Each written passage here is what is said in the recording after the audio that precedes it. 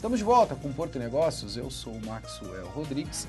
Não esqueça de acessar a nossa página, deixar lá o teu comentário, a tua sugestão de pauta para que possamos debater aqui no nosso programa. Nessa temporada você tem a oportunidade de acessar o nosso site e escolher um dos grupos de WhatsApp para que você possa debater com todos os nossos convidados e principalmente com os nossos moderadores. Quero mandar um abraço para o moderador do grupo de Comércio Exterior e Navegação que vem fomentando muitos negócios neste grupo de WhatsApp.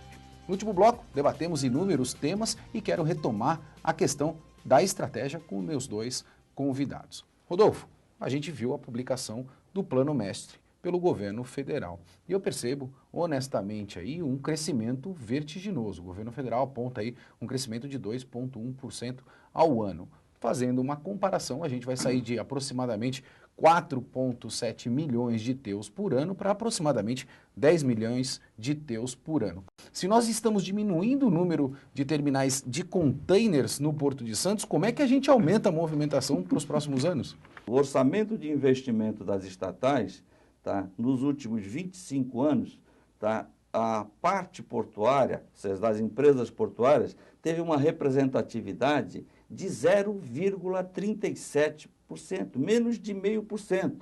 E aqui o Adilson há pouco falou do comércio internacional com 95% de participação no transporte marítimo. Sim, certo? E do ponto de vista de investimento, 0,37%. Mas isso não é pior. A parcela que foi destacada em valores atualizados para dezembro do ano passado, a parcela que foi destacada para investimento nas 7 companhias docas que administram 18 portos federais, eram de 22 bilhões de reais em números redondos. Muito bem. Do que foi executado efetivamente disso? Foi liberado e executado, transformado em infraestrutura, que foi a reclamação feita aqui. 8 bilhões. Deixou-se de se repassar 14 bilhões. Quanto que é isso? Quanto é que a Codesp nessa conta? Tá? A Codesp tinha 6 bilhões e meio, deixou de receber, na época que nós fizemos o trabalho, dava 3 bilhões 999 milhões. Mas aí, já completando com o total de 2018, passou para 4 bilhões 150 milhões. E neste ano de 2019, se você for lá no orçamento de investimento das estatais, você vai ver que tem 178 milhões destacados de investimentos para obras na Codesp.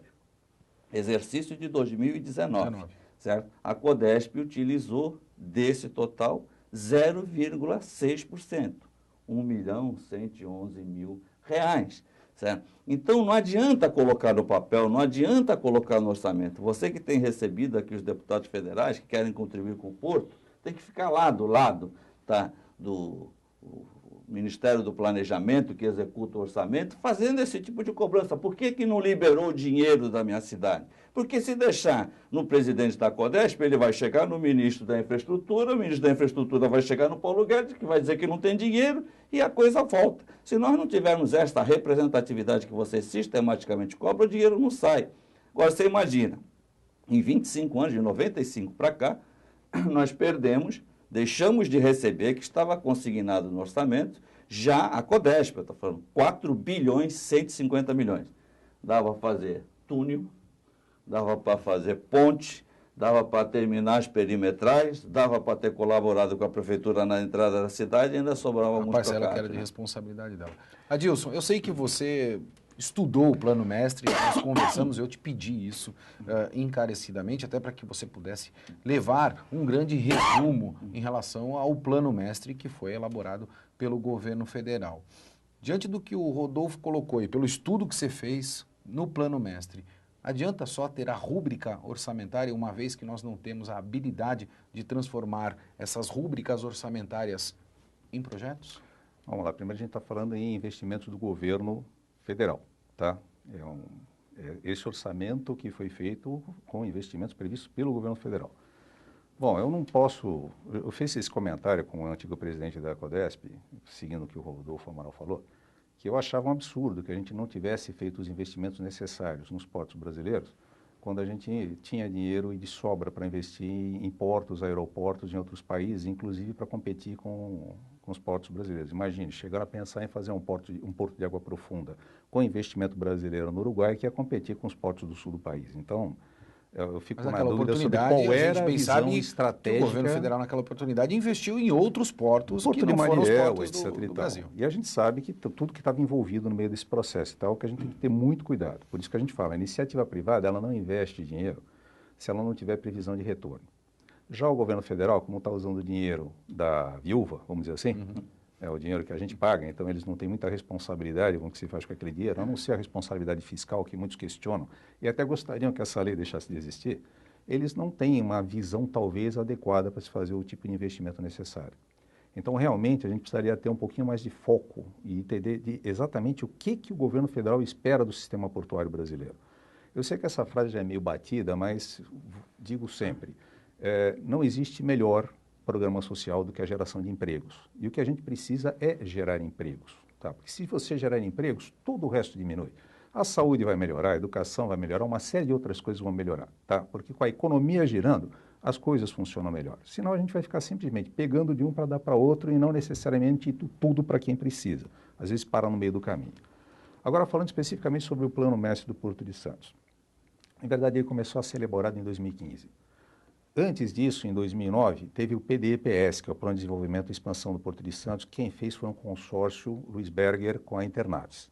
E lá eles já faziam cenários pessimista, tendencial e otimista.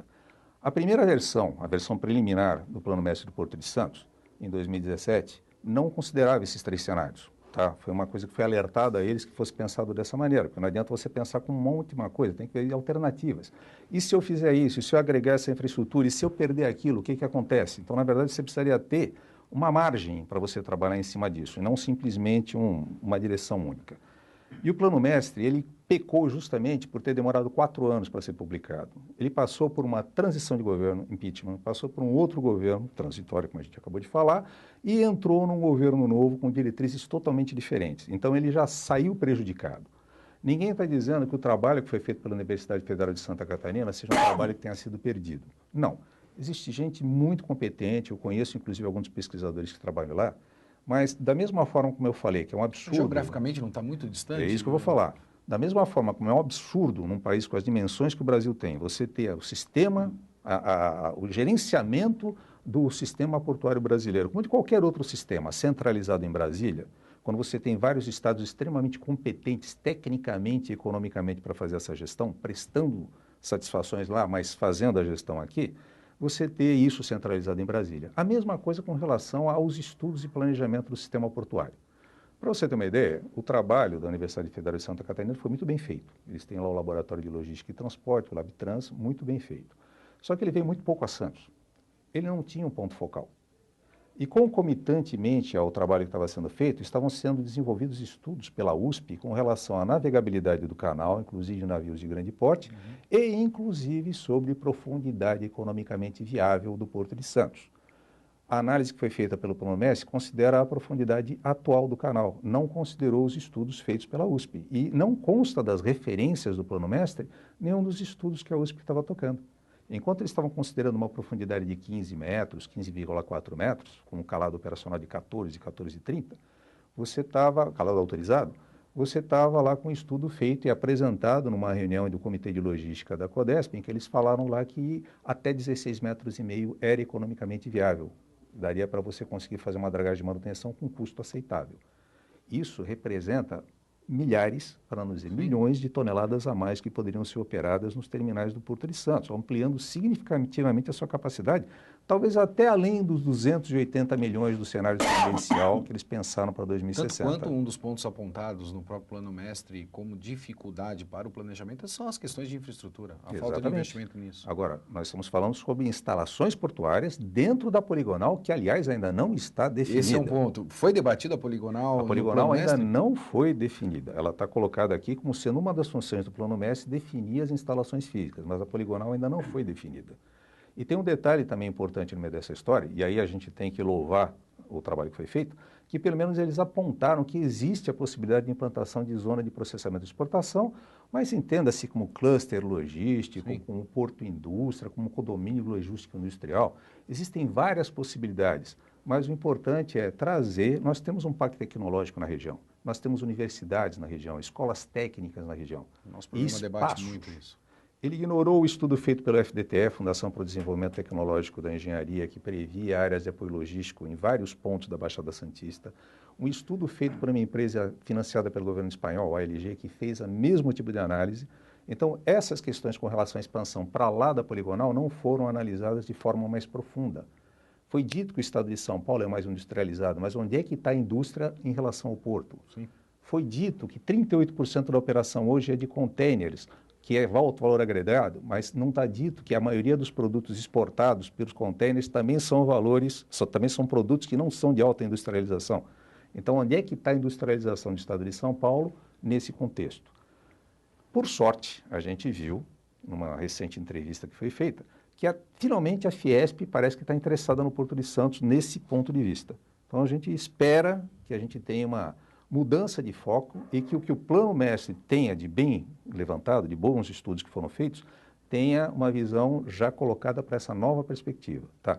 O que tem aqui não se perde, é útil, mas precisa ser feito um ajuste fino agora. Da operação portuária. Um detalhe que eu queria acrescentar nisso que ele está falando, porque é o seguinte, houve também um estudo, eu não lembro em que momento, se foi 2011 ou 2012, o IPEA chegou a fazer um estudo em que quantificava a retaguarda portuária, ou seja, essa infraestrutura, o que precisava de investimentos para que você adequar a infraestrutura de acesso ao porto. E eles tinham quantificado algo em torno de 40 bilhões de reais de investimento. A título de curiosidade, a gente cita no livro ano a ano esse número que eu vou citar. O adicional do frete da Marinha Mercante, nós vivemos aí com navios arrendados, né? Uhum. Tá? O adicional do frete da Marinha Mercante, nesse período que eu falei, de 95 até hoje, arrecadou 36 bilhões de reais. Tá?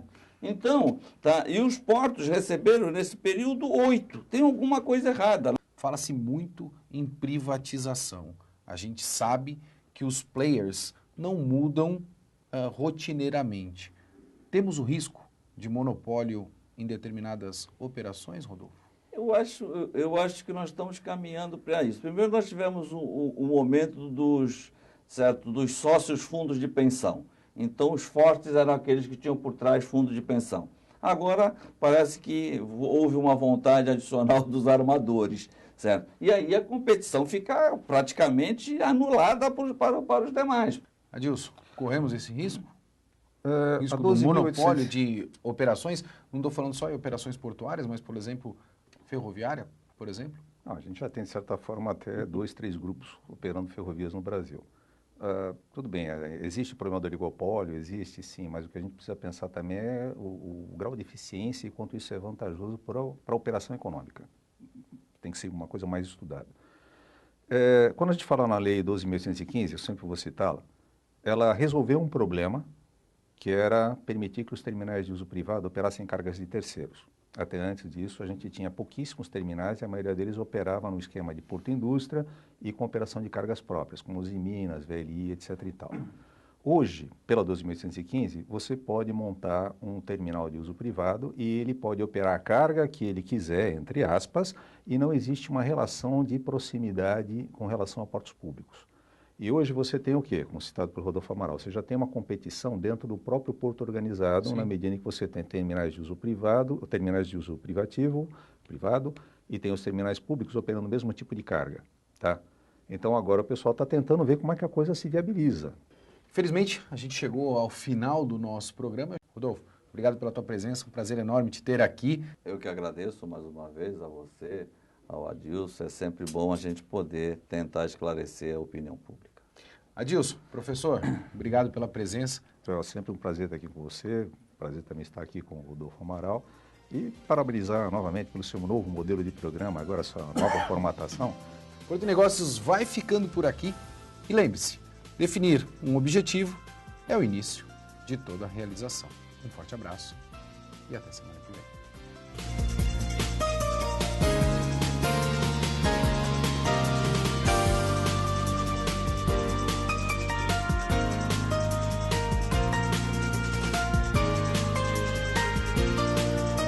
Porto e Negócios, patrocínio Brasil Terminal Portuário, acreditar e inovar. Apoio Grupo Gelog, Grupo Iaman e Grupo Intersat. Apoio institucional Concais. Realização Santa Cecília TV, 22 anos.